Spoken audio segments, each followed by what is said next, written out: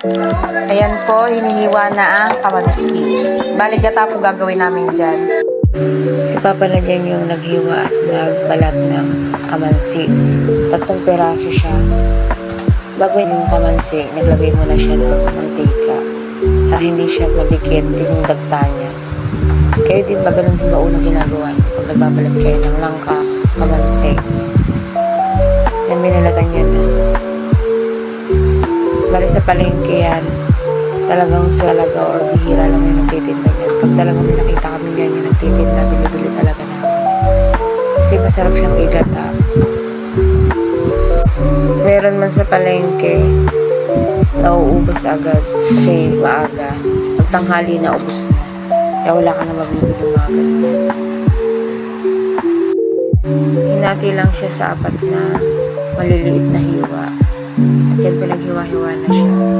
Yung bali yung gitna, tinanggal na rin niya kasi yun yung nagpapapait.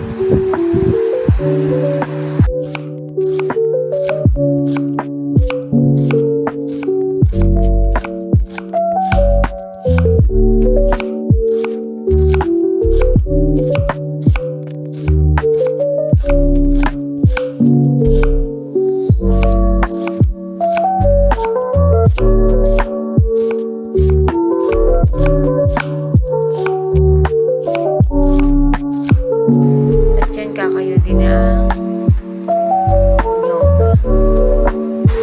Bali may pangkain kami dyan. Karuyan tawagin sa amin sa Quezon Province. Sa inyo ba? Anong tawag sa inyo yan? Piga na po ng gata. Nyog. Yung unang gata, tawag sa amin sa probinsya, lipot. Yung huling gata niya or sabaw. Yung pangalawa, yun yung magiging sabaw na para lumambot yung o yung kamansi. At yan, nilagyan ko na rin siya ng bawang, sibuyas, sili, luya, at konting asin. Nandiyan yung paminta, tsaka yung pampalasa. At yan, tinakpan ko na lang muna siya para at nung lumambot na siya at nawala na yung sabaw, nilagay ko na yung unang gata. At yan, nilagyan ko na rin siya dyan ng paminta at saka ng pampalasa. At yan, luto na ang kamansi. Binata ang kamansi. Tara po, kain po tayo. Mag-po ulit sa susunod ulit.